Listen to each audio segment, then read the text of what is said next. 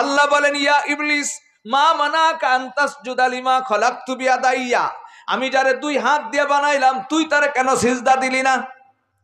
আল্লাহ নিজে বলতেছেন আমি দুইটি হাত দিয়ে বানাইছি, অতএব আমার মুখমণ্ডলটা কে বানাইছেন? এ যুবক, তোমার মাথার চুলগুলো কে গজায়?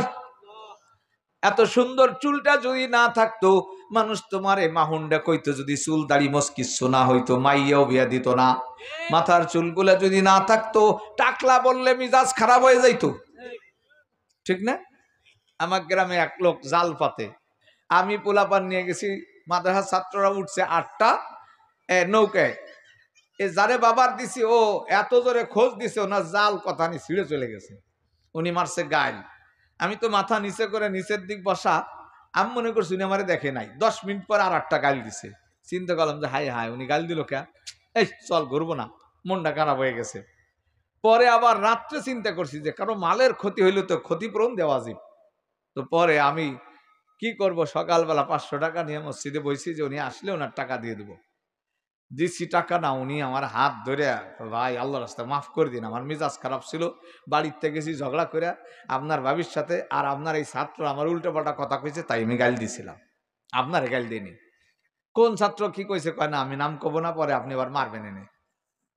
আমি 8টারে ডাকছি, এরা কি কইছিলি, বেত একটা নিছি, শিকার জানা ছোট যেগুলো ওরা ভয়তে কই দিছে, হুজুর আমরা কিছু কই নেই, হেফজো খানার সাহেব কইছে সাদে মাল নাই।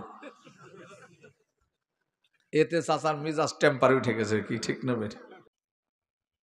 আজ 11ই ফেব্রুয়ারি 2024-25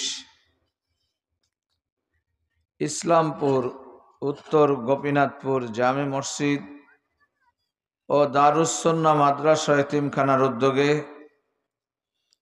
আয়োজিত এই কোরআনী নুরানী মাহফিলে যে আল্লাহ আমাদেরকে এই রহমতের শামিয়ানার নিচে এই গুনাহ মাহফের মাহফিলে আসা বসা দিনী কথা বলা ও শোনার সুযোগ করে দিয়েছেন, শুকরিয়া আদায় করে বলি আলহামদুলিল্লাহ। আমাদের মতো এরকম কত মুসলমান ভাই, তাদের ভাগ্যে এরকম একটা মাহফিল করার চিন্তা তো দূরের কথা, শান্তিতে 1 মিনিট নিজ ঘরে বসারও সুযোগ নাই। আমাদের মতো এরকম একটা মাহফিলে বসা, এরকম একটা মাদ্রাসার পাশে বসার সুযোগ আজকে বিশ্বের অনেক জায়গার মুসলমানেরই নাই। আল্লাহ যে আমাদেরকে সুযোগ করে দিয়েছেন, এই জন্য আমরা শুকরিয়া আদায় করার জন্য আবারও বলি আলহামদুলিল্লাহ। আপনাদের চেয়ে জ্ঞানী গুণী শিক্ষিত ধনী অনেক মানুষ এই এলাকায় ছিল, সে আসে নাই, আপনাকে আনছে কে? আল্লাহ যার আখিরাতের মঙ্গল চায়, দুনিয়ার থেকে তাকে নেক কাজ করার সুযোগ করে দেয়। সাহাবায়ে কেরাম জিজ্ঞেস করলেন, হুজুর জান্নাতে যে যাবে আর জাহান্নামে যে যাবে তা তো একদিনই আল্লাহ লিখে দিয়েছেন, তাই এখন আর আমাকে নামাজ রোজা না করলে হবে কি? যে যাবে সে যাবে। তো নবীজি বললেন, হ্যাঁ তোমাদের কথা ঠিক আছে, যে জান্নাতে যাবে আর যে জাহান্নামে যাবে তাই একদিনই আল্লাহ লিখছেন, তবে আল্লাহ যারা জান্নাতে নিবে দুনিয়ার থেকে তাকে জান্নাতি আমল করাই নিবে, তার জন্য জান্নাতি আমল সহজ হয়ে যাবে। যাকে জাহান্নামে নিবে তার জন্য জাহান্নামী আমল সহজ। সহজ বোঝেন তো? বলেন তো, পড়ালেখা সহজ না পাঠ দুনে দেওয়া সহজ? পড়ালেখা আরাম না? ফ্যানের নিচে বসে বসে পড়বে। আমার দৃষ্টিতে দেখি সহজ, কিন্তু আসলে সহজ না। কারণ আপনারা তালাশ করে দেখেন, পড়ালেখার লোক বেশি না খ্রিস্টান দেওয়ার লোক বেশি? হ্যাঁ, যদি এইটা সহজ হইতো তাহলে এইটাই মানুষ করত। মাদ্রাসায় ফ্যানের নিচে টাইলসের উপরে কত সুন্দর 3 বেলা খানা খেয়ে লেখাপড়া করবে, এ বাদ দিয়ে ভ্যান চালাবে, খ্রিস্টান দিবে, সব রাজি, কিন্তু মাদ্রাসা আসতে রাজি না। ঠিক তেমনি ভাবে এই যে বৈশাখ মাসে পাট বাজ দেন, এই ক্ষেতের ভিতরে কি ফ্যান সেট করা আছে? যে গরম, ক্ষেতের বাইরেই থাকা যায় না, অথচ মসজিদে কত সুন্দর ফ্যান, এখানে এসে নামাজ পড়তে রাজি না। পাট খেতে 8 ঘন্টা একসাথে পাট বাজ দেয়। তাহলে বোঝা গেল যেই জিনিস সহজ ওইটাই না, ওইটা না, আসল কথা হলো আল্লাহ যাকে যে জন্য বানাইছে সে ওইটাই সহজ করবে।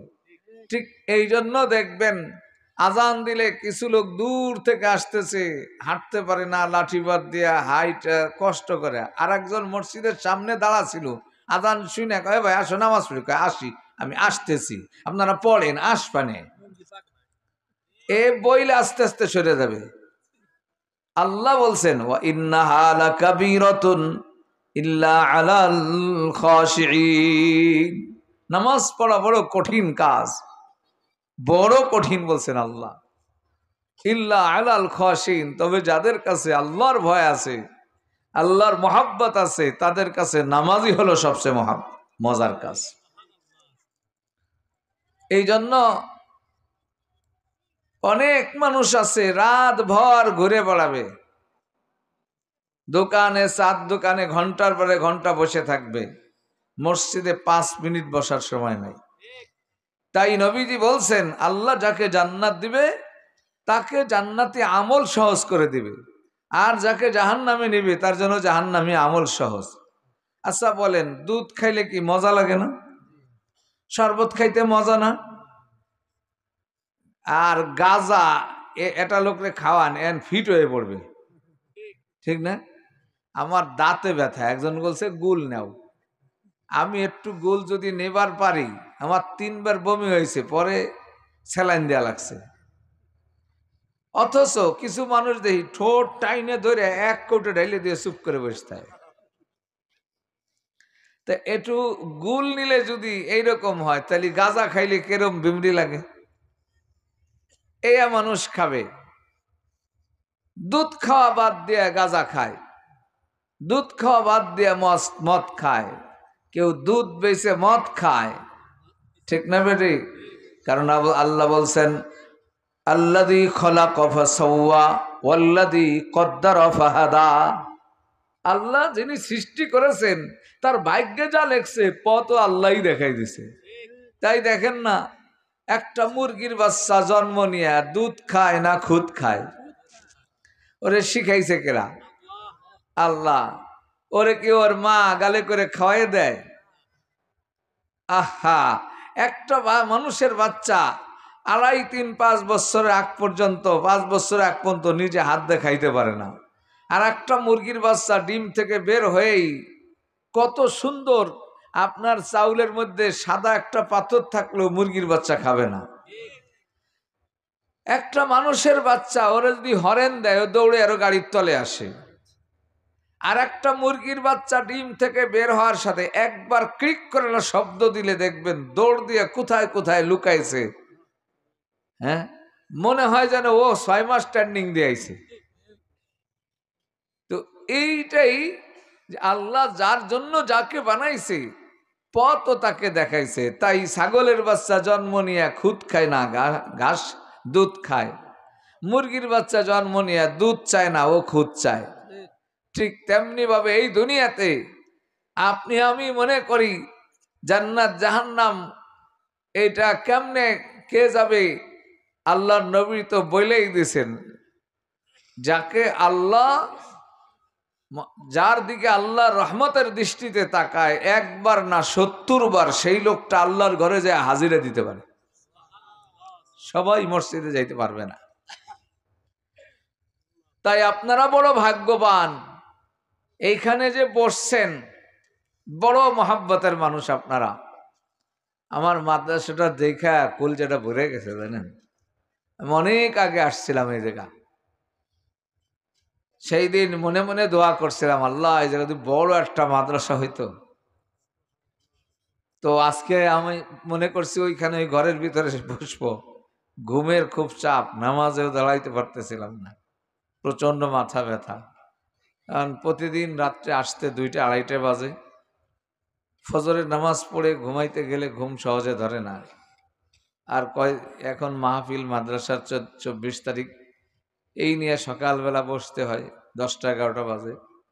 দিনের বেলা কোনো না কোনো ঝামেলা থাকেই, এই দরবার সালিশ ইত্যাদি, এগুলো এসে ঘাড়ের উপর চাপে। তো বিকেলে ঘুমাবো, বিকেলে দলিলের জন্য নহরকান্দা গেছে, মাথাটা খুব বেড়েছে, মনে করছি ওই রুমে যায় ঘুমাবো, বলতেছে না ওই পাশে বিল্ডিং হয়েছে মাদ্রাসা। যেই এলাকায় মাদ্রাসা হয় এই এলাকার বাসীর কবরবাসীর আযাব আল্লাহ উঠে নেবে। এই জন্য ঘরখানা আল্লাহ পাকের পক্ষ থেকে বাজেট হয়েছে, আপনারা জোর করে করতে পারতেন না। কত এলাকায় আইসে মাদ্রাসার ছাত্রদেরও অবস্থা দেখে ভালো লাগলো যে মাদ্রাসার মধ্যে তাজা আছে, ছাত্রদের পোশাক আশাক, ছাত্রদের আচরণ বিধিতে মনে হইতেছে যে না, যে কয়জন আছে একটা নুরানি পরিবেশে আছে।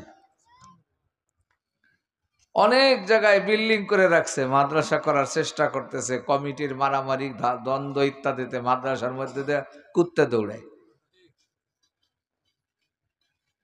আর আপনাদের মাদ্রাসাটা বড় নুরানি। বসছেন কি পাইছেন বলেন তো? এই জায়গায় ঢোকার সাথে ওই গেটের ভিতরে যখন পাও দিছেন আল্লাহ গুণ ওই পাশে রাইখে ঢুকেছে। এইখানে আমি যদি 5টা মাসালা আলোচনা করি, 5টা বিষয়ের আলোচনা হয়, আপনারা শুধু জায়গায় বসে শুনবেন, আমল করার আগেই আল্লাহ আপনাদেরকে 5000 রাকাত নফল নামাজ পড়ার সওয়াব দান করবে। 1000 রাকাত নফলের ফজিলত কইতে তো আজ রাত যাবে। একটা রুকুর দাম বুঝলে একটা রাকাতের দাম বুঝবেন, যে আপনার ওজন যদি 50 কেজি 60 কেজি হয়, এক রুকু দিলে আপনার শরীরের ওজনে ওই কত কেজি স্বর্ণ দান করার সমান সওয়াব পান। তাহলে আপনি 1000 রাকাত একটা বিষয় শিখলে, এই মাহফিলে যদি 5টা বিষয় আলোচনা হয় তো 5000 রাকাত নফল নামাজ পড়া। বলেন তো আমাদের কার সাধ্য আছে যে এই এক মাসে 1000 রাকাত নফল নামাজ পড়তে পারবো? আরে ভাই 1000 রাকাত তো দূরের কথা, সামনে যে আসতেছে তারাবি 20 রাকাতের মুসল্লি তো পাওয়া যাবে না। প্রথম দিন আসে ভুলে ভুলে, তারপরে 2 দিনের মধ্যে আস্তে আস্তে কমতে শুরু করে। 15-16 ভিতরে তো মুসল্লি খুবই মুশকিল পাওয়া। যদি খতম তারাবি হয় তা তো আরো মুশকিল। খতম তারাবি দেখলে ভাগে। হ্যাঁ দোস্ত, তারাবির নামাজ, তারাবি তারবিয়াহ থেকে আসছে। তারবিয়া শব্দের অর্থ হলো বিশ্রাম। তারাবি মানে বিশ্রামের নামাজ। কেন? এই নামাজের 4 রাকাত পরে আবার 4 রাকাতের পরে একটু বিশ্রাম নিতে হয়, এই জন্য এটার নাম হলো তারাবি, বিশ্রামের নামাজ। তারাবি মানে ধীর স্থির, কিন্তু আমাদের তারাবি হলো হুরুস্তুল, যত তাড়াতাড়ি পড়তে পারে।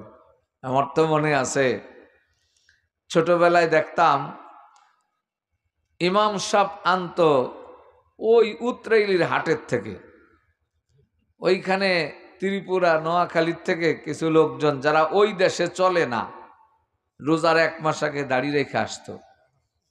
1 পাতা 1.5 পাতা 2 সুরা 10 সুরের মুন্সি সাহেব, এরা আমাদের দেশে এসে ইমামতি করত, কারণ আমাদের দেশের মানুষ তো কিছুই জানতো না। আর যারা ইমামতি না পাইতো তারা আবার ফেরি করত, একটা ব্যাগ থাকো কান্দে, ইমামতি, টিভিশনি, খতমে খাজে গান, তেলাওয়াতে পাক কোরআন, কবর জিয়ারত লাগবে, এই ছিল তাকে ফেরি। এই আমাদের পাশে ওই জামানায় দেখতাম নামাজ বেশিরভাগ কাছারিতি হইতো। এই তারাবির নামাজও একটা দলাদলির বিষয় ছিল। শবে বরাতের রুটি, তারাবির নামাজ, এটা নিয়ে খুব হইতো। কোন মাতবারের লোক কত বেশি এটা বুঝানোর জন্য 2 রাকাতের পরে জোরে চিল্লেই বলতো আল্লাহুম্মা সাল্লি আলা মুহাম্মাদ, সবাই জোরে বল জোরে বল। তো পাশের মোল্লার কাছারির, আমার কাছারির দুরুদ প্রায়ই শোনা যাইত। আমাদের যে ইমাম সাহেব, ইনি 2 বছর গহরডাঙ্গা পড়েছিলেন, কোরআন শরীফটা শুদ্ধ। আর মোল্লার কাছারির যে ইমাম, উনি ফেরিওয়ালা ইমাম, ওনারে রাখছে। ওনার কোরআন শরীফ অত শুদ্ধ তো দূরের কথা, প্রত্যেক দিন আমাগো ইমামের 15 মিনিট আগে ওনার নামাজ শেষ হয়ে যায়। আগের মুসল্লিরাও তো সাদা সিধে ছিল, সবাই নামাজ জানতো না, কারণ জুমার নামাজেই তো মুসল্লি পাওয়া যেত না। মসজিদের নাম ছিল জুম্মেঘর। মানুষ মনে করতো যে জুমার নামাজ একবার শুরু করলি যদি কামাই যায় তাহলে জাহান্নামে যাইতে হবে, এই জন্য ভয়তে জুমার নামাজ পড়তে আসতো না। তো এখন মুসল্লি একজন খাড়াই গেছে, দাঁড়ান সাপ কি এই আমাগো হুজুরে কি খাবার কম দেয় নাকি? প্রত্যেকদিন মোল্লার কাছারির পিছনে পড়ে না 15-20 মিনিট নামাজ পাশে পড়ে কে? কালকের তো হুজুর যদি নামাজে পাশে পড়েন আমি কিন্তু চান্দার টাকাও দেব না, বেতনের আর খাবারও দেব না। দাঁড়ান সব চিনতে পড়ে গেছে, কল যে হুজুর 10 জন নিয়েই তো চলতে হয়, আপনি একটু নামাজ তো ভালোই পড়ান, একটু তাড়াতাড়ি পড়ে নেন। হুজুর কয় আমি যে তাড়াতাড়ি পড়ি এর চেয়ে তাড়াতাড়ি পড়লি তো নামাজ থাকবে না, তাহলে নামাজ বাদে তাড়াতাড়ি পড়তে। পরের দিন উনি মাজায় রুমাল বাইন দিয়ে শুরু করছে আলহামদুলিল্লাহ আলামিন ওয়ালাদ দাল্লিন। এই ইমাম সাহেব শুরু করে আলহামদুলিল্লাহ, কোন দিক দিয়ে রুকুতি চলে গেছে, মুসল্লির রুকুতি যাওয়ার আগে ওনার সিজদা 2টা হয়ে গেছে।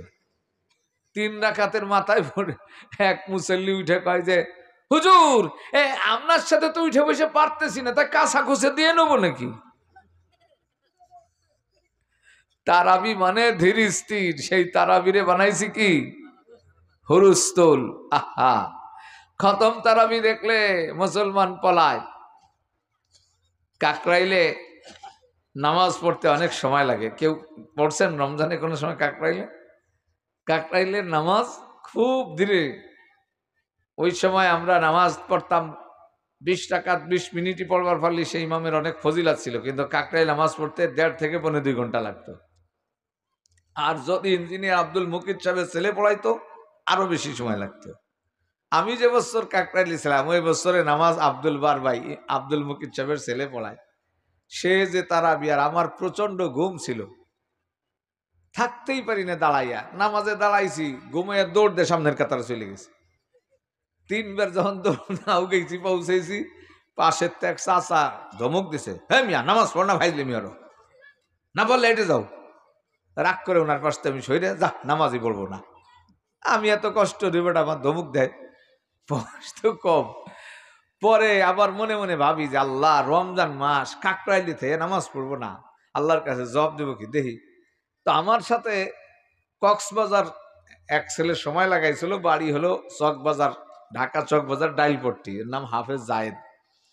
ওরে দেখি বাইরে, এই তুই কি করিস? আমারে পাহারাদারির দায়িত্ব দিছে। এই কাকরাইলে কি জামাতে এক জায়গা হয় না আরো কোনো জায়গা হয়? কত জায়গা হয় তুই খুঁজে দেখ গে। তা আমি খুঁজতে খুঁজতে ওই খানার কামরার ওই দিক যাইতেছি, এখন এই যে একটা রুমের মধ্যে বুড়া মানুষ যা আছে সব এই জায়গা। বাংলাদেশের আমির সাহেব আব্দুল আজিজ সাহেব রহমতুল্লাহ আলাই, হযরত মৌলানা হুরমুজুল্লাহ সাহেব রহমতুল্লাহ আলাই, ইঞ্জিনিয়ার আব্দুল মুকিত সাহেব রহমতুল্লাহ আলাই, মৌলানা আলী আকবর সাহেব রহমতুল্লাহ আলাই, মৌলানা আব্দুর রশিদ সাহেব, এই সব বুড়ো এক জায়গা। মনে মনে ভাবলা যে এই জায়গা তো বুড়ো গো, নামাজটা মনে হয় একটু তাড়াতাড়ি হবে, এই জায়গা পড়ি।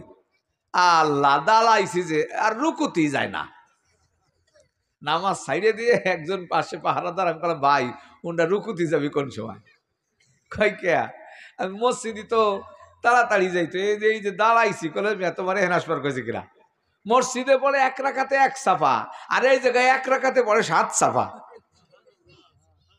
বোঝেন এ দোস্ত, যেই মানুষগুলার ধরতে উঠাইতে আর বসাইতে একজন মানুষের সাহায্য লাগে, এই বুড়া বুড়া মানুষগুলো কেমনে 1 রাকাতে 7 সাফায় দাঁড়ায় থাকে? দুনিয়ার নিয়ম হলো মজা পাইলে সাজা ভুলিয়া যায়। আজকে যদি কোনো যুবককে রাত 3:30টায় উঠিয়া বলেন ওঠো দোস্ত 2 রাকাত তাহাজ্জুদ পড়ে আল্লাহর কাছে দোয়া করি, সে বলবে হুজুর আমার প্রচন্ড ঘুমের চাপ, আমি 1টা পর্যন্ত মোবাইল চালায় ঘুমাইছি, আমার ডাকাডাকি করিয়েন না। কিন্তু এই যুবককে যদি কোনো একটা সুন্দরী মেয়ে অফার দেয়, তোমার সাথে দেবীনগর স্কুলের পিছনে রাত 3:30টায় দেখা হবে, ও সন্ধ্যার পর থেকে বাদাম খাবে আর ঘুরবে, ওর ঘুম ধরে না। এ দোস্ত, তুমি যেমন সুন্দরী রূপসী নারীর রূপ দেখি আর তোমার ঘুম ধরে না, যারা মাওলা পাকের নূরের রূপের চেহারা দেখেছে তাদের সারা রাত দাঁড়ায় দাঁড়ায় নামাজ পড়তেও তাদের ঘুম আসে না। अगर इसको सिखाता है आदाबे खुदागाही, खुलता है गुलामों पर असरारे शहनशाही। এই জন্য বলতেছিলাম দোস্ত, 1000 রাকাত তো দূরের কথা, 20 রাকাত তারাবি পড়বো, তার মধ্যে কত টাল বাহানা। একদল তো কয়ে ফেলাইছে যে না 20 রাকাত পড়া লাগবে না, 8 রাকাত পড়লি হবে। আপনাদের কাছে একটা কথা জিজ্ঞেস করি, কোন ডাক্তারে কি ভ্যান সারবার পারে? হ্যাঁ? আর কোন ইঞ্জিনিয়ার কি ঔষধ লিখতে পারে? কোন মৌরি সাহেব কি তফসির করতে পারে? তাহলে বোঝা গেল যে যেটা অভিজ্ঞ সে সেটা ভালো বোঝে। তাহলে কোরআন হাদিস কি হুজুর রে বেশি ভালো বোঝে না এই প্যান্ট শার্ট পরাওয়ালা ভালো বোঝে? যদি হুজুর রে ভালো বোঝে তাহলে আমি আপনাদের কাছে জিজ্ঞেস করতে চাই, মুফতি আব্দুল গফফার সাহেব হুজুরের চেয়ে বড় আলেম আমাকে এইদিকে আছে নাকি? মুফতি আব্দুল গফফার সাহেব হুজুর উনি কি কারোর সাথে দুশ্মনী করেন? আমারে অনেকে গাইলে, আমার নাম শুনলি অনেকে ভয়তে ওয়াজে আসবে না, কবি যে ওই হুজুর আছে আমি যাব না। কিন্তু আব্দুল গফফার সাহেব তো কারো খারাপ বলে না। আমরা দেখি শামসুল হক ফরিদপুরি রহমতুল্লাহ আলাই, ওনার মতো বড় আলেমকে বাংলাদেশে 2-4 জন কি এখন জেনে সেনে পাওয়া যাবে? মোহাম্মদুল্লাহ হাফিজ হুজুর রহমতুল্লাহ আলাই, ওনাদের মতো আলেম যাদের ওসিলে এই দেশে এলেম মানুষ শিখছে, তেনারা কি কোরআন হাদিস বোঝেন নাই? এখন ওনারা নামাজ পড়লেন 20 রাকাত, আপনি 2-4 পাতা বাংলা বই পড়ে আইসে কইলেন যে না নামাজ হলো 8 রাকাত। কারটা শুনবো আমরা? আলেমদেরটা শোনা লাগবে না? কারণ সে বুঝছে হাদিস একটা সমুদ্র। ইমাম আহমদ ইবনে হাম্বল রহমতুল্লাহ আলাই 10 লক্ষ হাদিসের হাফেজ ছিলেন। ইমাম বুখারী রহমতুল্লাহ আলাই 6.5 লক্ষর উপরে হাদিসের হাফেজ ছিলেন। তার ভিতর থেকে তিনার বুখারী শরীফের মধ্যে 6772টি হাদিস আনছেন। এখন ইমাম বুখারী রহমতুল্লাহ আলাই বলেছেন যে সহি হাদিস দুনিয়াতে বহুত আছে, কিন্তু আমার এই ছোট্ট কিতাবে আমি সব সহি হাদিস আনি নেই, কারণ আমি কিতাব লিখতে চাইছি ছোট করে। বুখারী শরীফের নাম কি? আল জামিউল মুখতাসার, সংক্ষিপ্ত একটা কিতাব, অনেক বড় হয়ে যাবে বলে আমি সব সহি হাদিস আনি নেই। এটা উনি বলছেন এই কারণেই যে ভবিষ্যতে কোনো মানুষ মনে না করে যে বুখারীতে যা হাদিস আছে এর বাইরে কোনো সহি হাদিস নাই। এই কারণে উনি কথাটা বলেই গেছেন, অতারাক্তু কাসীরাম মিনাস সিহাহ লিকাই লা তাতুল আল কিতাব, আমি অনেক সহি হাদিস ছেড়ে দিছি কারণ আমার কিতাবটা লম্বা না হয়। এর অর্থ হলো সব সহি হাদিস বুখারীতে নাই, অনেক সহি হাদিস অন্য কিতাবেও আছে। তো এখন কেউ যদি মনে করে যে না 86টার বাইরে কোনো সহি হাদিস নাই, এটাও একটা বোকামি। তাই আমি আপনাদের কাছে বলতে চাই, কোরআন হাদিস নিয়ে যারা ঘাটাঘাটি করে তারাই কোরআন হাদিস বোঝে। আমাদের দেশের ওলামায়ে কেরাম কোনোদিন আপনাদের কাছে নামাজের মাসআলা বলতো, মাসালার দলিল বলতো না, যে অমুক হাদিসের এত নম্বর পৃষ্ঠার এত নম্বর হাদিস, এই ওয়াজ আমাদের ওলামায়ে কেরাম কোনোদিন করতো না। কারণ আমাদের দেশের মানুষ জানে না কিছু। কয়দিন ধরে আপনারা নামাজ পড়া শিখছেন? আমার জীবন তো ছোট, আপনাদের চেয়ে অনেক ছোট। আমি তো দেখেছি যে আমার জীবনের শুরুতে দেখেছি শতকরা 90 ভাগ মসজিদের ইমাম সাহেবেরই কিরাত শুদ্ধ ছিল না। তো সেখানে আমাদের ইমামেরই কিরাত শুদ্ধ নাই, আমরা মুসল্লিদেরকে হাদিস নম্বর শিখাবো কি কারণে? তাদেরকে তো সাদা সিধা মাসালার নামাজটাই শিখানো কঠিন হয়ে গেছে। হ্যাঁ, একটা দিন ছিল এই ভারতবর্ষে যেটা আমরা দেখি নেই, যেটা আমাদের বাপদাদার থেকে ছিনিয়ে নেওয়া হয়েছিল, যে ব্রিটিশ এই দেশে দুঃশাসন করে 200 বছর আমাদের উপরে জুলুম অত্যাচার করে আমাদের অতীত ঐতিহ্য ধ্বংস করে দিয়া এই ভারতবর্ষ 553 বছর মুসলমানরা শাসন করেছিল। সেদিন মুসলমানের ঘরে ঘরে শুধু পুরুষ নয়, মায়েরা এত পরিমাণ শিক্ষিতা ছিল যে রুটি বলতে বলতে ছেলেদেরকে হাফেজে কোরআন বানাইতো। কোনো হেফজখানা লাগতো না, কারণ হাফেজ তো হয়তো বাড়িতে মার কাছে, কোরআন শুদ্ধ করতো মার কাছে। আর 5-7 জামাত পড়ার জন্য মাদ্রাসায় যাইতো না, এটা বাবাই খেতের আইলে বসে ছেলেরে পড়াইতো, গম খেতে পানি দিত, ছেলেরে কিতাব পড়াই দিত। এমন একটা শিক্ষার যুগ ছিল, এবং সেই আলেমরাই এই দেশ চালাইতো। কাজী মানে বিচারক, বিচারপতি, মুফতি, মুহাদ্দিসরাই দেশটা চালাইতো। আমাদের মোগল সম্রাট, আমাদের অতীত ঐতিহ্য দেখেন, বাদশাহ জাহাঙ্গীর, বাদশাহ আলমগীরের জামানায় 40,000 আলেম দরবারে ওনার উপদেষ্টা ছিল, এবং এই 40,000 আলেমদের সিদ্ধান্ত নিয়েই ফতোয়া আলমগীরি লেখা হয়েছে, আরবিতে বলে ফতোয়া হিন্দিয়া। তাহলে এদেশের রাষ্ট্রপতিরা জানতো কিছু, এদেশের ওলামা ইকরামই দেশ চালাইছে, কিন্তু ব্রিটিশ আমাদের সবকিছু ধ্বংস করেছে।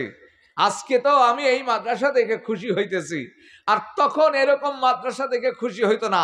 তখন তো ওই মানিক দু একটা দাওরা হাদিস পর্যন্ত মাদ্রাসা ছিল, পিপরুল পুরান একটা মসজিদ।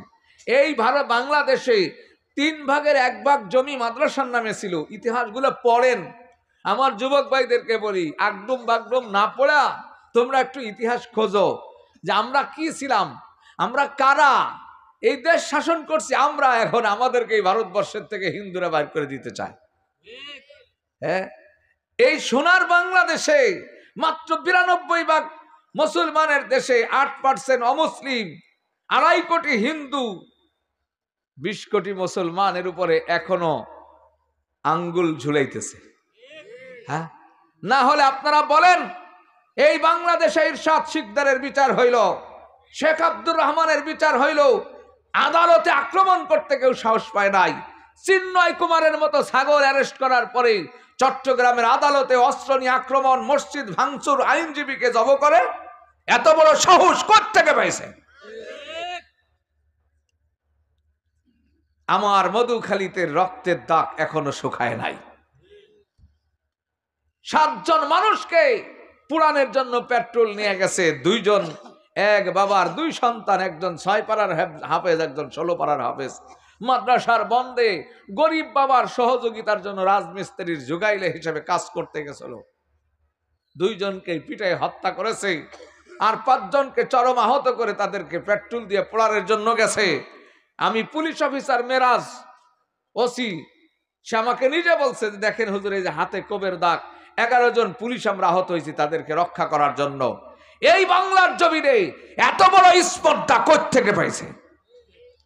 হ্যাঁ, আমাদের এইটা বুঝতে হবে, আমরা যদিও সংখ্যাগরিষ্ঠ, কিন্তু বাংলাদেশে এখনো আমরা সংখ্যালঘু। কেন বললাম?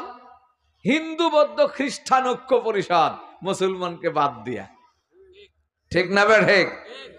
হিন্দু বৌদ্ধ খ্রিস্টান, তাহলে ওরা কয় দল? 3 দল, তাহলে তো আমরাই সংখ্যালঘু। তা না হলে এই কথা কেন বলতে পারে? আজ বাংলার জমিনের আইনজীবী হত্যা করে, আর সেই অপরাধীকে অ্যারেস্ট করার কারণে আজকে ভারত আমাদের উপরে আক্রমণ করতে চায়। 15 মিনিটে বাংলাদেশ গিলে খেয়ে ফেলবে। কত দুদুর সাহস! 15 মিনিট কেন, 15 বছরও পারবি না। কারণ গরুর মুত খাইয়া, গরুর গোশত যারা খায় তাদের সাথে পারা সম্ভব না। আমরা কি গরুর মুত খাই? ওরা তো হাত পাইতে গরুর মুত খায়, ওরা গরুর গোবর দিয়া চকলেট বানায় খায়। দুধের চেয়ে মুতের দাম জাগো কাছে বেশি। ওই নির্বোধ, তুই যদি মনে করিস অস্ত্রের বলে পৃথিবীর যাই কিছু করতে পারবি, তো একটা গাজা 8 মাইল আড়ে আর 40 মাইল লম্বা, এতটুক জায়গার সাথে আমেরিকার সহযোগিতা নিয়েও তারপরও ইসরায়েল পারছে নাকি? পারে নাই। একটা আফগানিস্তান ছোট্ট একটা রাষ্ট্রের সাথে বিশাল রাশিয়া 30 বছর যুদ্ধ করে পারে নাই। ওই আমেরিকার মতো বড় কুকুর বিশ্বের থেকে 40 রাষ্ট্রের অস্ত্র ধার করা, 40 রাষ্ট্রের ন্যাটো বাহিনী নিয়া আফগানকে পরাজিত করতে পারে নাই, 20 বছর পরে জুতার মালা গলায় দিয়ে পলাইছে। অতএব কেউ যদি মনে করে 15 মিনিটে বাংলাদেশ দখল করবে, তা কোনোদিন সম্ভব হবে না। কারণ আল্লাহ বলেছেন ওয়া কাম মিন ফিআতিন কালিলাতিন গালাবাত ফিআতান কাসীরা। আমি এই পৃথিবীতে অনেক ছোট ছোট দলকে বড় দলের উপরে বিজয় করে দেখাইছি। এই জন্য দোস্ত, আপনাদের কাছে আমি যেই কথা বলতে চাইতেছিলাম যে আমাদের দেশটা এমন ছিল যে ঘরে ঘরে হাফেজ আলেমের অভাব ছিল না, কিন্তু মাদ্রাসা বন্ধ করে দিল। মাদ্রাসার জমিগুলো ভূমি সংস্করণের আইন করে সমস্ত মাদ্রাসার ওয়াকফ স্টেট জমি সরকার দখল করে নিল, বেতন বন্ধ করে দিল, কোরআন শরীফের ছাপাখানা পর্যন্ত বন্ধ করে দিল। শুধু তাই না, মুসলমানের মসজিদে 2-4টা কোরআন শরীফ সেগুলো সিআইডিরা চুরি করে করে নিয়ে আগুন দিয়ে পোড়াই ফেললো। মুসলমান কোথায় কোরআন শিখবে? 40,000 আলেম, কয় হাজার? 40,000 আলেমকে এক জায়গায় আগুনে পোড়াই হত্যা করেছে। 10,000 আলেমকে গরম তেলের মধ্যে শহীদ করেছে। এবং এই ভারতবর্ষে এই বেনিয়া ব্রিটিশ, এই লাল কুকুরের দল আমার দেশের হিন্দু বৌদ্ধ মুসলমান ঐক্যবদ্ধ হয়ে যখন ব্রিটিশ বিরোধী আন্দোলন শুরু করলো, সেদিন আমার এই বাংলার একজন কৃতি সন্তান, নাম হাবিলদার রজব আলী, চট্টগ্রামে তার বাড়ি, তিনি ইংরেজদের বিরুদ্ধে সিপাহী বিপ্লবের ডাক দিয়েছিলেন। আমার সোনার যুবকেরা ইতিহাস পড়ল। এই সিপাহী বিপ্লবের পরে যখন মুসলমান পরাজিত হলো, ব্রিটিশ যে হত্যাযজ্ঞ করলো, এই ভারতবর্ষ থেকে পাকিস্তান পেশোয়ার পর্যন্ত 1,53,00,000 মানুষ হত্যা করেছে। এখন আমাদের বড় দরদি হয়ে আসছেন ওনারা আমাদের সেবা করার জন্য। আমাদের দেশে পিপি, কারিতাস, গ্রামীণ ব্যাংক কত কিছু দিয়ে আমাকে সাহায্য করবার জন্য আসছে। সাহায্য করে আমাদেরটা দিয়ে। এই দেশ থেকে 10 মণ সোনা চুরি করে নিছে। তোরা যদি মুসলমানের বন্ধু হইতি, তাহলে মুসলমানের কারিগরেরা এমন একখানা শাড়ি বানাইতো, যেই শাড়ি 12 হাত লম্বা, কিন্তু ভাঁজ করে একটা জর্দার কৌটের মধ্যে ঢুকে রাখা যেত। আর যদি বেশি দামি হইতো, তাহলে সেটাকে একটা আংটির মধ্যে ঢুকে রাখা যাইত। কিন্তু এত এত পাতলা শাড়ি হইলেও শরীরের কোনো পড়লে শরীর দেখা যাইত না। এই শাড়ি যারা বুনাইতো তাদেরকে হাত কাটছে। এই ভারতবর্ষে একজন হাকিম ছিল, নাম আজমল খান, যিনি রুগীর হাতে সুতা বাঁধা দিলে সুতা ধরে রোগ নির্ণয় করতে পারত। এই আজমল খানের যে কিতাবগুলো ছিল, এই ব্রিটিশ এসে পড়াই দিছে, যাতে মুসলমানের ঔষধ এদেশে আর না চলে। ওদের ট্যাবলেট আর ওদের মেশিন দিয়ে আজকে দুনিয়া ভর চিকিৎসা করে, সমাধান হয় না। আর আগে আপনারাই বলেন, ডাক্তারের কাছে গেলে কইতো 1 দাগ কেটে দিত চুন দিয়া, 2 দাগ ওষুধ খাইলে জ্বর শেষ। আর এখন 200 ট্যাবলেট খাইলেও জ্বরের কোনো কাজ হয় না। এই জন্য বলতেছিলাম, আমাদের মুসলমানদের যে আবিষ্কার সব ধ্বংস করেছে। স্পেনে মুসলমানদের একটা বাল্ব, এই যে বাল্ব তো আমরা দেখতেছি, মুসলমানদের বাল্বের কেমন বাল্ব ছিল, একটা বাল্ব জ্বালাইলে 100 কিলোমিটার আলো হইতো। এটা ছিল মুসলমানের আবিষ্কার। এই সব কিছু ধ্বংস করে দিয়েছে। শেষ পর্যন্ত মুসলমান আর কোনো শিক্ষা প্রতিষ্ঠান পাইল না। মুসলমান 100 বছর পর্যন্ত, 100 বছর মুসলিম জাতির কোনো শিক্ষা প্রতিষ্ঠান ছিল না। কারণ মুসলমানের মাদ্রাসা সব ধ্বংস করে দিল, স্কুল কলেজ তারা আবিষ্কার করলো। মুসলমানের উলামা ইকরাম বললেন, এই ইংরেজদের স্কুল কলেজে পড়া হারাম। এই ফতোয়ার পরে মুসলমান আর কেউ যায় না।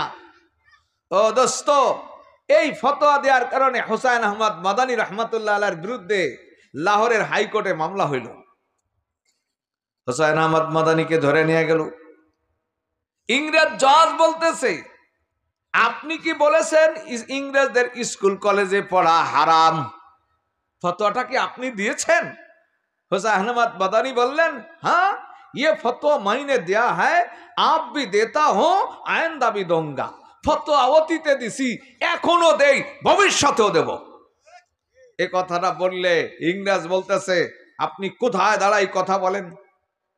পাশে যে খাদেম ছিল হুজুরের জামাদের টান দেখা, হুজুর ই अंग्रेज का कोट है जरा आहिस्ता बात कीजिए, ইংরেজদের কোট, একটু আস্তে কথা কন। আর নিচে গেছে খামোশ, কিসের আবার আস্তে কথা। এই কথা বললে জজের মাইন্ড আরো লাগছে। সে বলতেছে মৌলানা কাহা খড়া হোকর বাত করতি হয় মালুম, কোথায় দাঁড়াইয়া কথা বলেন কিছু টের পান? হুসাইন আহমদ মাদানী বললেন বহুত আচ্ছি তারা জানতা হুঁ, আমি ভালো করে জানি তুই ইংরেজের জজ, তোর হাতে কলম আছে, তোর হাতে রায়ের কাগজ আছে, তুই আমার নামে সর্বোচ্চ ফাঁসির অর্ডার দিতে পারবি।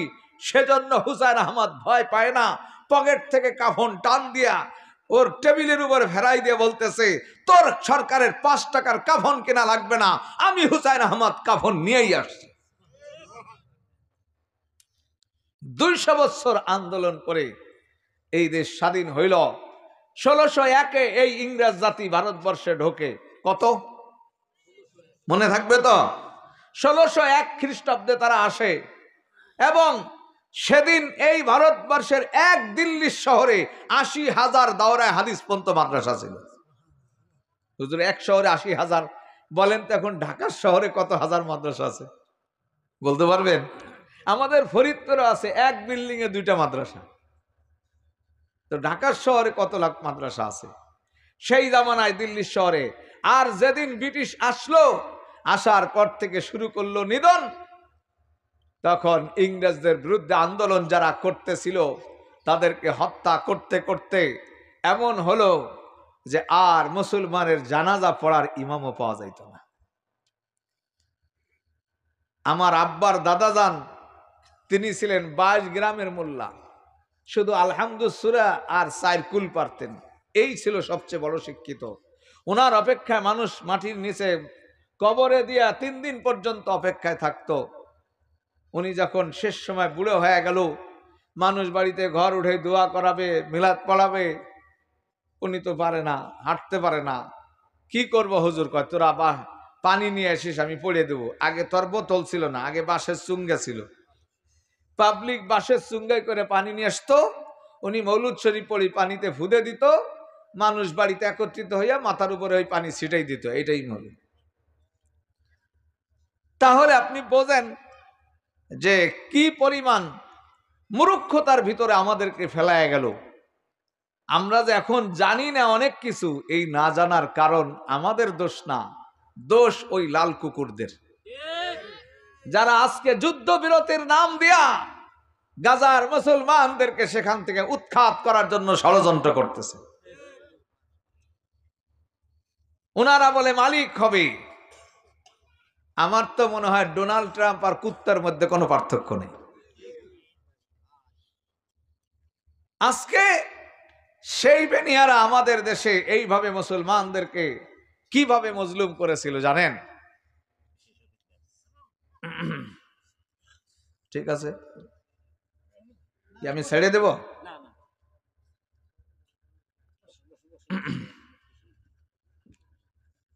তো বলতেছিলাম আমাদের শিক্ষার এই অবস্থা কেন হয়েছিল। আজকে এই মাদ্রাসাটা আমরা নতুন দেখতেছি, এরকম মাদ্রাসা আমাদের ঘরে প্রত্যেক গ্রামে গ্রামে ছিল। বললাম না যে পিপরুলেও দাওরায়ে হাদিস পর্যন্ত মাদ্রাসা ছিল। এই সব ধ্বংস করে দিয়ে আমাদেরকে মূর্খ বানাইছে, যার কারণে আমরা আমাদের উলামায়ে কেরাম আপনাদেরকে কোরআন শরীফ নামাজটা শিখানোর পিছনেই সময় দিয়ে এই পর্যন্ত আনছে যে এখন আপনাদের মসজিদে এখন শুদ্ধ ইমাম আমরা দিতে পারতেছি। এক জামানা ছিল শুদ্ধ ইমাম না। আমার মনে আছে আমি এই দুর্গাপুর নামে একটা জায়গা মকসেদপুর ভিতরে, সেখান থেকে কোনো এক কারণে আসছিলাম বিয়ের বরযাত্রীতে।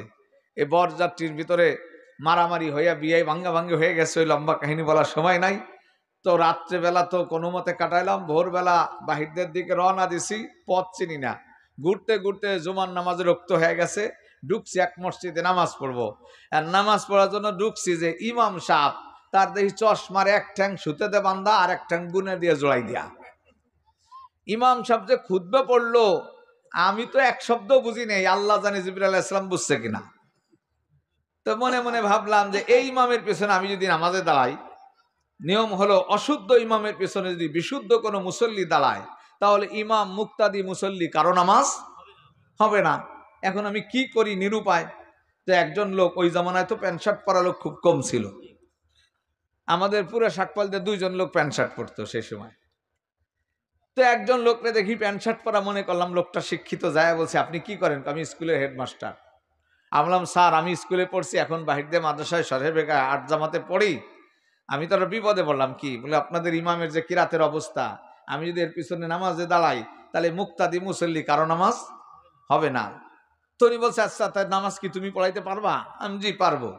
হয়তো আমাদের চাচার একটু বলে দেখি, উনি রাজি হইলে তুমি নামাজটা পড়াও। উনি যায় বলছে যে চাচা আপনি তো সব জুমাই পড়ান, আমরা আজকে ভাগ্যবান যে বাহির দিয়ে মাদ্রাসায় একজন ছাত্র পাইছি নামাজটা সে পড়াক। ও চাচা মেজাজ খারাপ হয়ে গেছে, কিরা কিরা এই মিয়া খাড়াও দেখি। আর আমি যখন সরে বেগা বাড়ি তখন তোমার দাড়িমো জ্বালায় নাই, বয়স হলো 16.5 বছর। উঠে দাঁড়াইছি, হ্যাঁ এই বাসুর বুসুরের পিছনে নামাজ হবি না, অবিয়াত পোলাপানের পাশে নামাজ হয় না। আমি বললাম চিন্তা করলাম জাল্লা বিয়ে খাবার যায় যে মায়ের খাইছি, আমার বিয়ের দরকার নাই, আমার নামাজের দরকার নাই। সে চাচা রাগ করে যে পড়া শুরু করলো, আলাম না সে রহে রাখে চলে রাখে ওরা ফাইনে রাখে যাকে রাখে। দ্বিতীয় রাকাতে বলতেছে কুলিয়া ইউহাল কাফিরুন লানা আবুদু মা তানাবুদুন। আমি নামাজ নিয়ত বান্ধি নেই, এমনি হাত বেঁধে দাঁড়াই রয়েছি যে বেটা গো নামাজ নষ্ট হইলে আমারটা না হয়, নষ্ট হইলে আমি কাজা পড়ে নিবানি। এই ছিল আমাদের ইমামদের অবস্থা। আল্লাহ পাকের মেহেরবানি, আমাদের ওলামায়ে কেরামের মেহনত আপনাদেরকে তো এতটুকু দিতে পারছে যে এখন এইরকম ইমাম কোন মসজিদে নাই। আপনাদেরকে বিশুদ্ধ কোরআন উপহার দিতে পারছে। এক জামানা ছিল যে মাদ্রাসা তো দূরের কথা, মক্তবের হুজুর তার বেতন দিতে, আমাদের গ্রাম শাকপাল দিয়ে গ্রাম, নাম করা গ্রাম, একখানা মক্তব ছিল পুরো গ্রামে। এক মক্তবের হুজুরের বেতন হলো 350 টাকা, তাও 24 মাস বাকি। সেই শাকপাল দিয়ে এখন 27 জন শিক্ষক, 350 ছাত্রর থাকা খাওয়ার ব্যবস্থা আল্লাহ করে। হিসাব করলাম এই বছরেও প্রায় 75 লক্ষ টাকা ব্যয় কে করে? আল্লাহ তাআলা। আমার গ্রামে আমি দেখেছি মানুষ মরার সময় যদি ইমাম সাহেবকে খুঁজে না পাইতো, তা আমাদের গ্রামে বাংলা পড়ার লোকও কম ছিল। সবচেয়ে যে ভালো জানতো সে 3 পর্যন্ত পড়ছে, আমাগো রুস্তম কাকা। উনি সোনাবানের পুঁতি জানতো। এই সোনাবানের পুঁতি পড়ার একটা ঢক আছে, আছে না? ঘোড়ায় চড়িয়া মর্দ হাঁটিয়া চলিল, কিছু দূর যাইয়া মর্দ রওয়ানা হইল। মানুষ মরে লাখে লাখে কাতারো কাতার, সমারো করিয়া দেখে 40,000। বলেন দি এর সে মিথ্যা কথা আর হইতে পারে? ঘোড়ায় চড়ে কি মর্দ হাইটে চলে? হ্যাঁ, কিছু দূর যায় রওনা হয় না, রওনা হয়ে কিছু দূর যায়। আমাগো দলা কাকি মারা যাবে, মুন্সি সাহেব আর পাইতেছে না খুঁজা, পরে রুস্তুম কাকারে আনলো, উনি পাশে বসে বসে এই সোনাবানের পুঁতি পড়তেছে। ভাই এটা তাদের দোষ না, নাই তো জানার নাই, তাদের দিলটা ছিল যে একজন সূরা ইয়াসিন পড়া পান্ডে পাইলে তো পড়বে। আল্লাহ পাকের মেহেরবানি, আপনাদের এই নুরানি মাদ্রাসা, হাফিজি মাদ্রাসা আজ গ্রামে গ্রামে হওয়ার কারণে আশা করি কেউ মৃত্যুর সময় আর মোল্লা ডাকা লাগবে না। ঘরের ভিতর থেকে নাতি, বেটার বউ, ছেলের মেয়ে, কেউ না কেউ পাশে বিশুদ্ধ ইয়াসিন পড়নেওয়ালা তৈরি হয়ে গেছে। এজন্য আল্লাহ পাক রব্বুল আলামিন বলেন কুল হাল ইয়াস্তাবিল্লাযীনা ইয়ালামুন ওয়াল্লাযীনা লা ইয়ালামুন ইন্নামা ইয়াতাযাক্কারু উলুল আলবাব। হে নবী আপনি জিজ্ঞেস করেন শিক্ষিত আর অশিক্ষিত কি সমান হইতে পারে? তো আমরা কি শিক্ষক, কি শিক্ষাকে শিক্ষা বলে এইটা আমরা জানি না। আমরা মনে করি যারা কম্পিউটার বানাইতে পারে, নসিমন করিমন বানাইতে পারছে, ওরা শিক্ষিত। অরিজিনালি যেই নসিমন করিমন বানানেওয়ালা আর কম্পিউটার বানানেওয়ালা আল্লাহকে চেনে নাই, ওর চেয়ে নির্বোধ আর পৃথিবীতে হতে পারে না। আপনাদেরকে প্রমাণ দিয়ে আমি বলবো। আচ্ছা বলেন, ট্রান্সজেন্ডার একটা মতবাদ, নাম শুনছেন না? গতবার আমরা এই নিয়ে অনেক আন্দোলন করছি, অনেকেই বোঝে না। ট্রান্সজেন্ডার মানে হলো আপনার একটা ছেলে 7 দিনের দিন আকিকা করে আপনি নাম রাখছেন শামসুল হক। 7 বছর বয়সে খাতনা করছেন একের আজাম দিয়া সবার সামনে। সেই ছেলে 22 বছর বয়সে ভার্সিটিতে ভর্তি হইয়া 6 মাস পরে বাড়িতে এসে বলতেছে, আব্বা আমি তো আগে আপনার শামসুল হক ছিলাম, এখন আমি নিজেকে মনে মনে মেয়ে ভাবতেছি, এখন আমাকে আর শামসুল হক ডাকেন না, আমি এখন আপনার শামসুন নাহার হয়ে গেছি। বলেন বলেন এই প্রস্তাবটা কোন বাবায় মানবেন? আমলিক, বিএমপি, নকশাল, বাকশাল, জাসদ, বাসদ, হেফাজত, ঐক্যজোট সব মিলা কেউ কি মানতে রাজি হবেন? খুশি হবেন এই কথাটা শুনলে, না ঘৃণা করবেন? এবার দেখেন আমাদের শিক্ষিতদের আইন হলো, এই ছেলেটা যদি কোর্টে এসে বলে যে হ্যাঁ আমি এখন নিজেকে মনে মনে মেয়ে ভাবতেছি, তাহলে ওনাকে ট্রান্সজেন্ডার হিসেবে একটা ফতোয়া দিয়ে দিবে। এই ফতোয়ার বিরোধিতা যদি কোনো হুজুর করে তার 7 বছরের জেল হবে।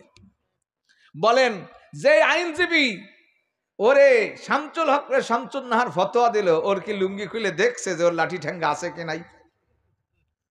মনে মনে কিছু ভাবলে কি হওয়া সম্ভব? আমি যদি মনে মনে ভাবি যে আমি ফরিদপুরের ডিসি সাহেব, এটা কি হবে? আমি যদি মনে মনে ভাবি যে আমি আপনার বোর স্বামী, আপনি কি মেনে নেবেন? সবই না কন। ও দোস্ত, শিয়াল এসে করলো যে চাচা মাঘ মাসের শীত অনেক কঠিন, কলই খেতে থাকা যায় না, আমরা নিজেদেরকে আজ কয়েকদিনের জন্য আমাদেরকে মুরগি মুরগি ভাবতেছি, আপনাদের খোপে একটু থাকার জায়গা দিবেন? দিবেন? তাহলে কি শিক্ষায় শিক্ষিত হলো যে আমার বাংলাদেশে আজ ভার্সিটির এই 92% মুসলমানের দেশের 37% ছেলে এই ট্রান্সজেন্ডারের পক্ষে ভোট দিছে। নাউজুবিল্লাহ বললেন না? হ্যাঁ, তাই আমাদের শিক্ষায় শিক্ষিতরা নিজেদেরকে বানরের বাচ্চা বলতেও ভুল করতেছে না। হ্যাঁ, বানরের বাচ্চা কেন বানাইতে চায়? আমরা কি বানরের বাচ্চা থেকে হইছি না আল্লাহ বানাইছেন? আল্লাহ কসম খায় খায় বলেন, ওয়াত্তিন ওয়াজাইতুন ওয়াতুরি সিনিন ওয়া হাদাল বালাদিল আমিন লাকাদ খালাকনাল ইনসানা ফি আহসানি তাকবীর। হে মানুষ, আমি তোকে সর্বোত্তম রূপ দিয়ে সৃষ্টি করেছি। আল্লাহ বলেন, ইয়া ইবলিস মা মানাকা আন তাসজুদা লিমা খালাকতু বিয়াদাইয়া, আমি যারে 2 হাত দিয়ে বানাইলাম তুই তারে কেন সিজদা দিলি না? আল্লাহ নিজে বলতেছেন আমি 2টি হাত দিয়ে বানাইছি, অতএব আমার মুখমণ্ডলটা কে বানাইছেন? এ যুবক, তোমার মাথার চুলগুলো কে গজায়? এত সুন্দর চুলটা যদি না থাকতো, মানুষ তোমার এই মাহুন্ডা কইতো, যদি চুল দাড়ি মস্কিচ্ছ না হইতো মাইয়াও বিয়া দিত না। মাথার চুলগুলা যদি না থাকতো, টাকলা বললে মিজাজ খারাপ হয়ে যাইতো, ঠিক না? আমার গ্রামে এক লোক জাল পাতে, আমি পোলাপান নিয়ে গেছি, মাদ্রাসার ছাত্ররা উঠছে 8টা নৌকায়, এ যারে বাবার দিছি ও এত জোরে খোঁজ দিছে, ওনার জাল কথা নি ছিঁড়ে চলে গেছে, উনি মারছে গাইল। আমি তো মাথা নিচে করে নিচের দিক বসা, আমি মনে করছি উনি আমারে দেখে নাই। 10 মিনিট পর আর একটা গাল দিছে। চিন্তা করলাম যে হাই হাই, উনি গাল দিল কে? এই চল ঘুরবো না, মনটা খারাপ হয়ে গেছে। পরে আবার রাত্রে চিন্তা করছি যে কারো মালের ক্ষতি হইলে তো ক্ষতিপূরণ দেওয়া যাবে। তো পরে আমি কি করব, সকালবেলা 500 টাকা নিয়ে মসজিদে বইছি যে উনি আসলে ওনার টাকা দিয়ে দেবো। দিচ্ছি টাকা না, উনি আমার হাত ধরে, ভাই আল্লাহর রাস্তায় মাফ করে দিন, আমার মেজাজ খারাপ ছিল, বাড়িতে গেছি ঝগড়া করে আপনার ভাবির সাথে, আর আপনার এই ছাত্র আমার উল্টোপাল্টা কথা কইছে, তাই আমি গাল দিছিলাম, আপনার গাল দিইনি। কোন ছাত্র কি কইছে কয় না, আমি নাম কব না, পরে আপনি আবার মারবেন এনে। আমি 8টারে ডাকছি, কেরা কি কইছিলি? বেত একটা নিছি, শিকার জানা ছোট যেগুলো ওরা ভয়তে কই দিছে, হুজুর আমরা কিছু কই নেই, হেফজো খানার সাহেব কইছে সাদে মাল নাই। এতে চাচার মিজাজ টেম্পারে উঠে গেছে, কি ঠিক নেবে? তাহলে বোঝা গেল টাকলারে টাকলা কইলে খুশি হয় না বেজার হয়? তাহলে বলো, তোমার মাথায় সুন্দর চুলকে গজাইছে যে আল্লাহ চুল দিয়েছে, সে আল্লাহই তোমারে কাটিং দিয়েছে। তুমি আজকে নাপিতের দোকানে যায় ক্যাটালগ খুঁজিয়া কোন ডিজাইনে চুল কাটো, ওই ক্যাটালগের মধ্যে কি সরমনার পীর সাহেবের ডিজাইন আছে, আব্দুল গফর সাহেবের ডিজাইন, হাফিজি হুজুর, যত ডিজাইন আছে, হয়তোবা ম্যারাডোনা, মেসি, অথবা নায়িকা গায়িকা লুচ্চা বদমাশ, অথবা কোনো কাফের বাদশাহ কিং জং উং। হাইরে চুলের ডিজাইন, দিন যাইতেছে আর ডিজাইনের মধ্যে একদল কয়দিন দেখছি চোর কাটিং, এদের 3 লাইন বানাইছে। কিছু আছে আবার জাহিপাড়া কাটিং, চুল হেন্দে রাহেন চোখ ডাইয়ে যায় আটে আর যাই পারে। আবার কিছু আছে কাউয়ের বাসা কাটিং, যত আউলেবে তত বলে ডগ। কিছু আছে ওড়াকান্দি কাটিং, সারা মাথা চাইছে উপরে আল হুটো রাখে, ওইটা ওড়াকান্দির মেলায় হিন্দুরা যায় চটি মটি দেয়, উন্ডাও দিবি। এই জন্য দোস্ত চুল কাট ডিজাইনে হবে। বলেন আল্লাহ বলছেন লাকাদ কানা লাকুম ফি রাসূলিল্লাহি উসওয়াতুন হাসানাহ। এ দুনিয়ার মানুষ, আমি আল্লাহ তোমাদের জন্য উত্তম মডেল দিয়েছি। আমার নবীর চেয়ে সুন্দর মানুষ পৃথিবীতে আসেনি। আল্লাহর নবীর সাহাবী বলেন, আমি যখন পূর্ণিমার চাঁদনি রাত্রে আল্লাহর নবীকে বাইরে দেখতেছিলাম, একবার চাঁদের দিকে তাকাই, আবার নবীর দিকে তাকাই, বারবার চাঁদের দিকে তাকাই আর নবীর দিকে তাকাই। যতবার তাকাই আমার নবীকে চাঁদের চেয়েও বেশি সুন্দর দেখা যায়। অতএব পৃথিবীতে ডিজাইন যদি হতে চাও, উত্তম ডিজাইন নবীর ডিজাইনের উপরে কোনো ডিজাইন নাই।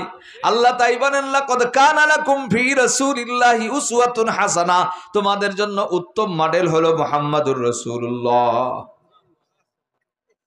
এই জন্য আমার পাত থেকে মাথা পর্যন্ত কার তরিকায় সাজাইতে হবে। আল্লাহ বলেন সিবগাতাল্লাহ, এ দুনিয়ার মানুষ আল্লাহর রঙে রঙিন হও। মানুষ বলে মাবুদ তোমার রং কোনটা? আল্লাহ বলেন কুল ইন কুনতুম তুহিব্বুনাল্লাহ ফাত্তাবিউনি ইউহিব্বুকুমুল্লাহ। রঙে সুন্নাত, রঙে ইয়াজদানি বুয়াদ, সিবগাতাল্লাহ নাসে কুরআনি বুয়াদ। আল্লাহ নবীর সুন্নতের রঙই হলো আল্লাহর রং। অতএব আল্লাহ যা দেখলে খুশি হয়। বলেন বাবার সামনে ছেলে মারা গেছে, মালিগ্রাম ওয়াজে গেছি, আমার এক ছাত্র খানা দিতেছে আর এক মুরব্বী আনে, মাঝে মাঝে দেখি মুরব্বী ভিতরে ঢুকে চোখ বাইবে টপ টপ করে পানি পড়ে। আমি বললাম জাহিদ চাচা খানা নিয়ে আসে কিন্তু কান্দে কে? বলল যে হুজুর একটা ইতিহাস, ওনার বাপ ছিল 7 বোনের এক ভাই, ওনার দাদাও ছিল 7 বোনের এক ভাই, উনিও 7 বোনের এক ভাই, ওনারও 7টা মেয়ের পর একটা ছেলে হয়েছিল।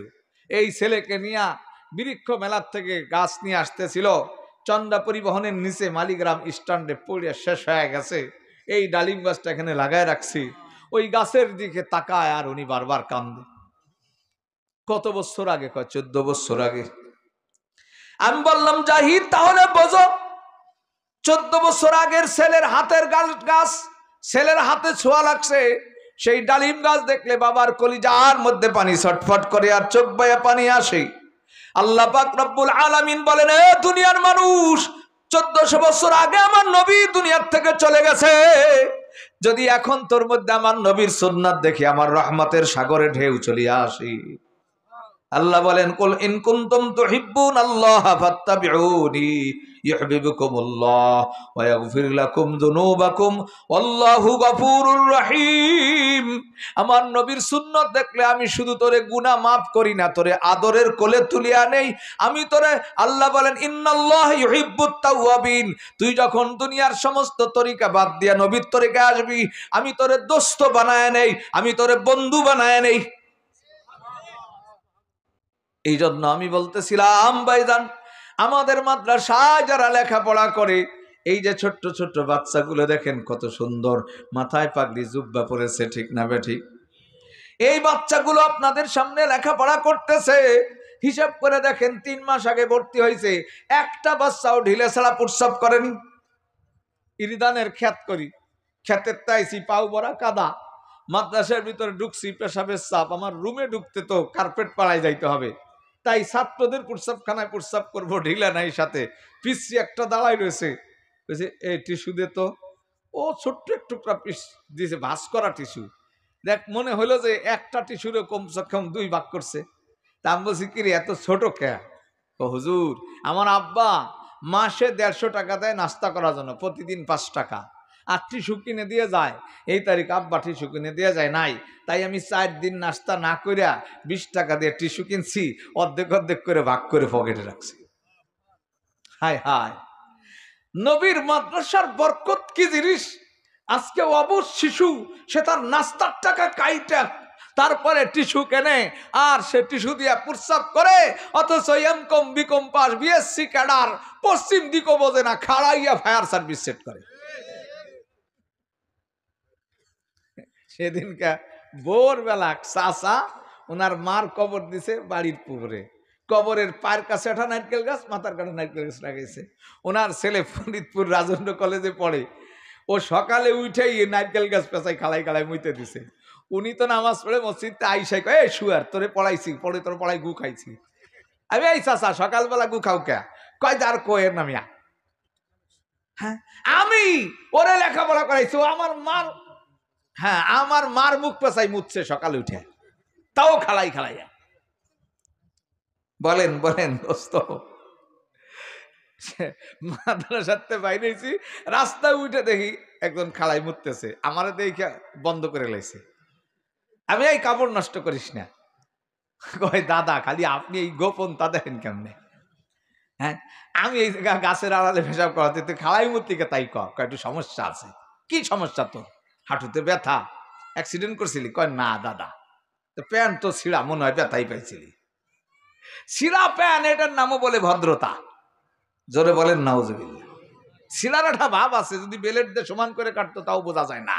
একের কুত্তা দিয়ে আশ্রাইছে, সুতা ঝুলে থাকে, হেনতে ফাঁক গিরে বেড়েই থাকে, রান বাইরেই থাকে, এর নাম বলে ভদ্রতা। তা বলছি তুই বসে মুই কয় দাদাই টাইট তো বসা যায় না, তো সমস্যা তুই বানাইলি কে? আল্লাহ যাগো সমস্যা দিছে তাকে তো বৈষম্য তার কথা কয় নাই। যেমন কুত্তা, ও যদি বৈষম্য তোর তো পাইপ এভাবে খাড়া করে সেট করা, ও থুতমায় যায় লাগবে, তাই হলে বৈষম্য তার কথা কয় নাই। তুই কি জন্য দাঁড়াই মুতবি?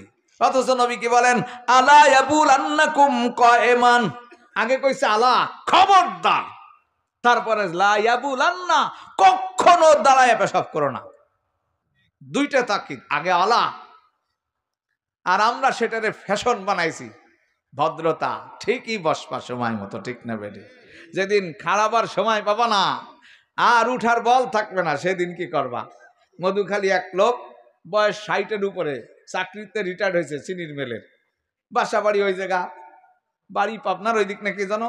ওনারে সবাই কয়েছে চাচা মসজিদি প্রসাবখানায় তুমি এসে খালাই মতো না, নাহলে এই জায়গায় এসো না। তাও উনি ওই জায়গায় এসে খালাই মতে। রেদওয়ান নামে এক ছেলে কয়লা দিয়া প্রসাবখানার ভিতরে মোটা করে লেখছে, ওনার নাম খালেক। এই খালেক বয়, আজকে আইসা ওইটা দেখিয়া দফাস করে বসে পড়ছে।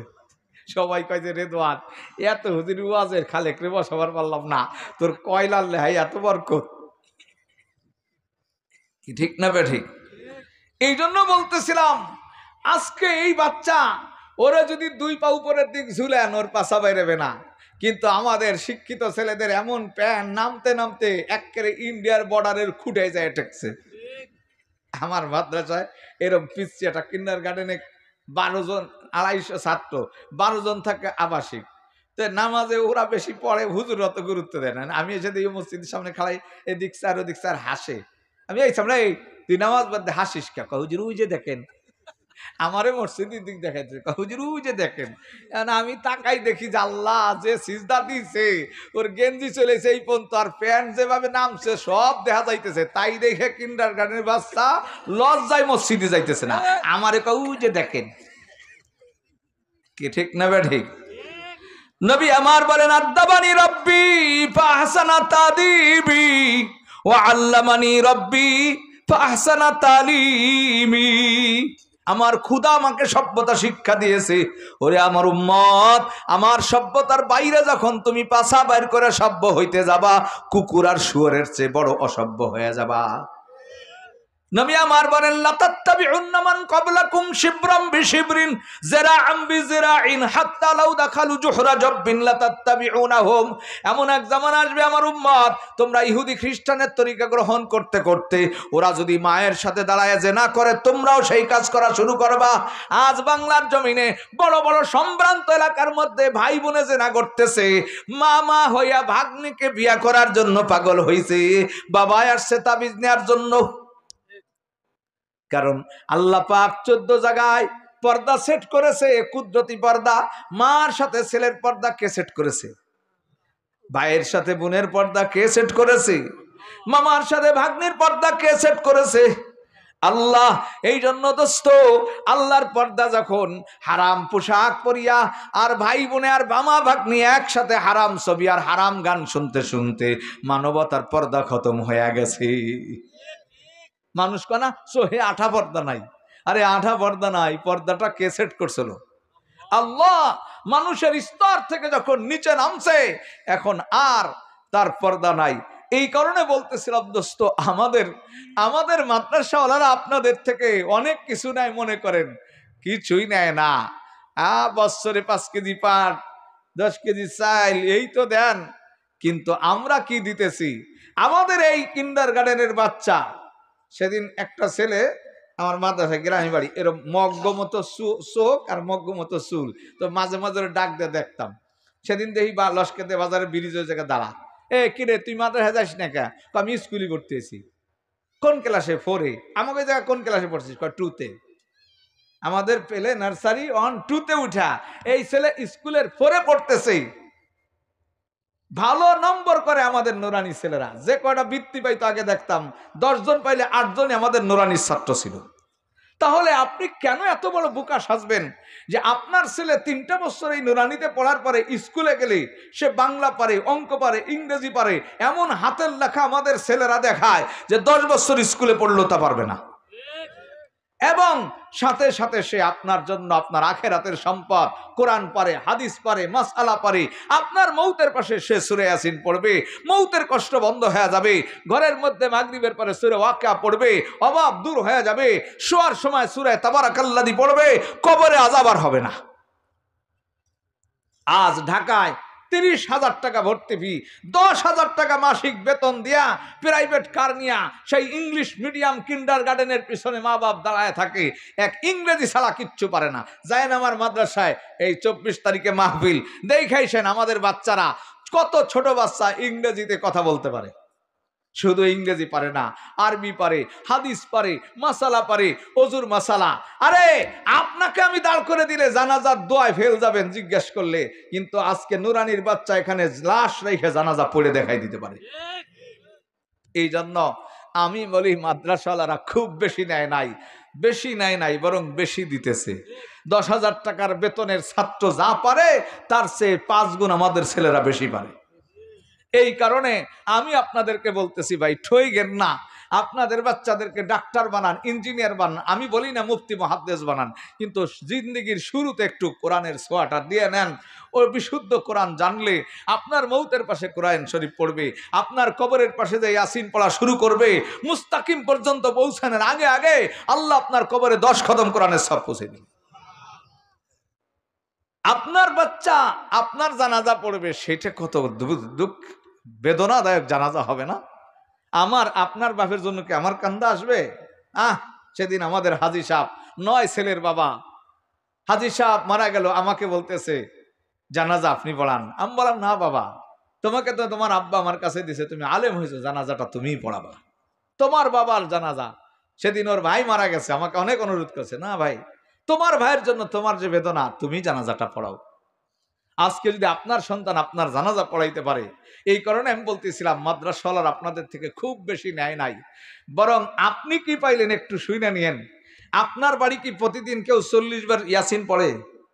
জোরে বলেন। কিন্তু এই মাদ্রাসায় প্রতিদিন সকালে 40 বার ইয়াসিনের খতম হয়। আপনার বাড়ি কি দিনরাত কোরআন শরীফ কেউ পড়ে? হয়তো বা মৃত্যুবার্ষিকীর দিন লোকজন ডাইকা একটু দোয়া খায়ের করবে, কিন্তু যদি এই মাদ্রাসার একখান ইট আপনার কেনা থাকে, এই যে একটা মিটার লাগাইলেন, মিটার লাগাইলে বাড়িতে মোটর চলে, লাইট চলে, কি ঠিক না বেঠিক, ফ্যান ঘরে সবই চলে, ঠিক মাদ্রাসার সাথে একটা মিটারের তার সংযোগ করে বাড়িতে কবরে যায় শুয়ে থাকবেন। এই মোহতামেম সাহেব, এই সভাপতি কমিটি কেউ আপনার কথা মনে রাখবে না, কেউ আপনাকে ভুলেই গেছে, আপনার নামে কোনো দোয়া করা লাগবে না। যত আমল হবে, শুধু যত আমল না, এই মাদ্রাসার থেকে যদি 10টা ছেলে আলেম হয়, যেমন আমরা হাটাজারির থেকে ওই বছর 463 জন আলেম হয়েছি, এখন তো 3,500।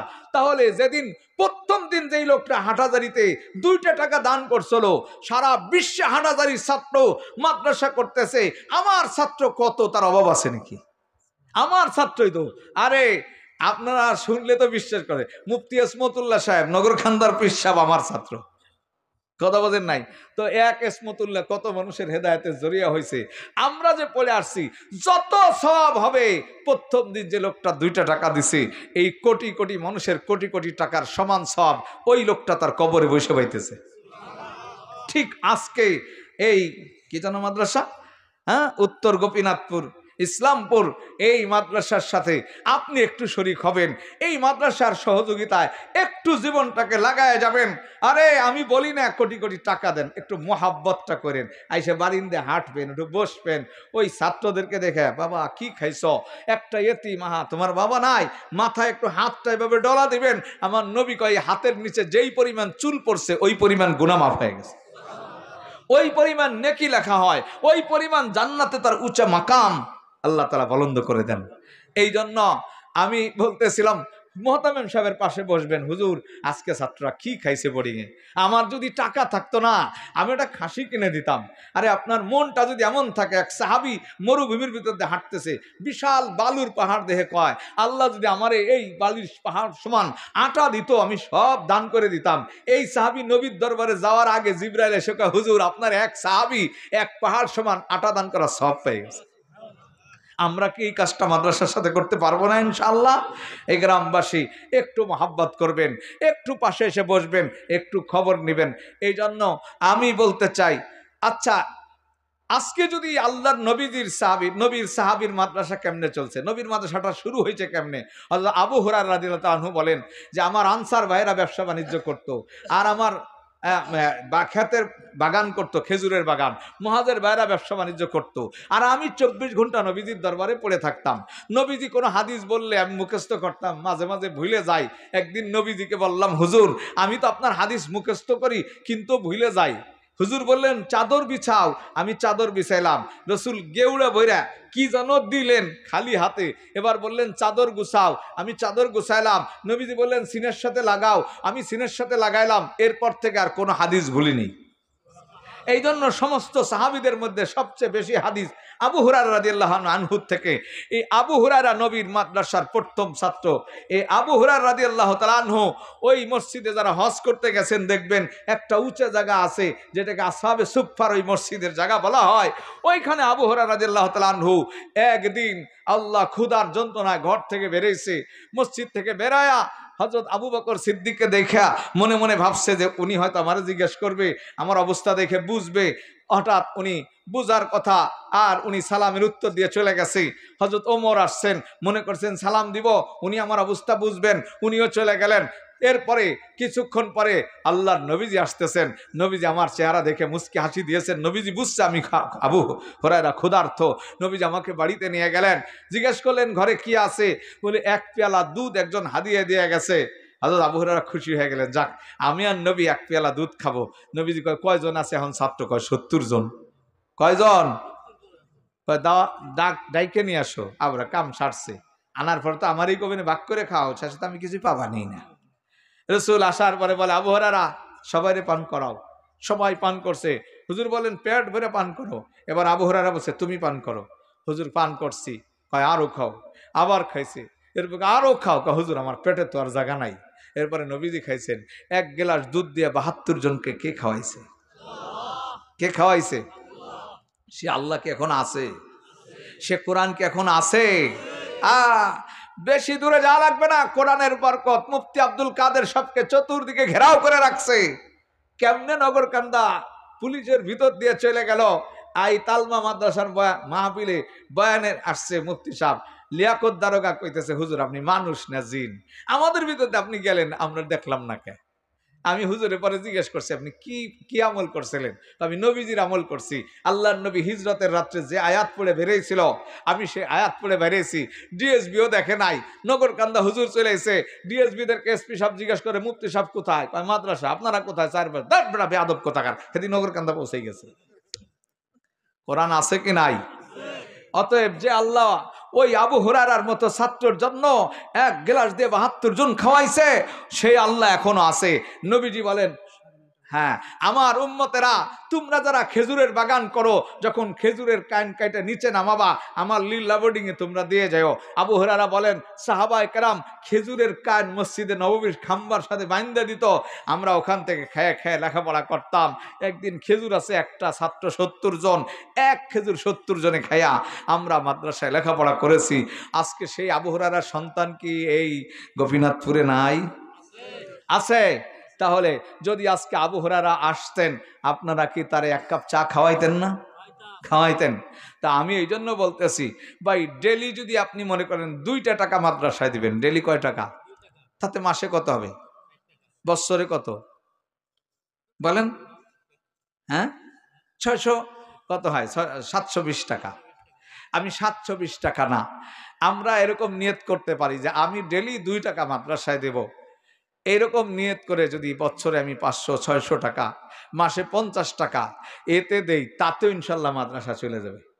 কি পারা যাবে না ইনশাল্লাহ? কার কার নিয়ত আছে একটু বলি তো দেখি। হ্যাঁ, মাশা আল্লাহ, আল্লাহ তৌফিক দান করেন। এত মানুষের নাম লেখা সম্ভব না, আপনারা অফিসে নাম লেখায় যাবেন যে আমরা এখানে বদরি সদস্য হব, প্রতি মাসে আমি 50 টাকা, সেই হিসাবে বছরে 600 টাকা মাদ্রাসায় দিয়ে দেব। আর এইখানে আজকে মাহফিল করেছে, এর জন্য অনেক টাকা খরচ হয়। আমরা যে মহাসম্মেলন করি, আপনারা সাক্কল দিয়ে যান না, 8 বিঘা জমি লাগে, ওই জমি শোন করেনি, এইবার পারি নেই, কারণ পেঁয়াজের সিজন পেঁয়াজে গেছে, জমির বিঘা হয়েছে 50,000 টাকা, 8 বিঘা নিতে তো 4 লাখ টাকা লাগবে।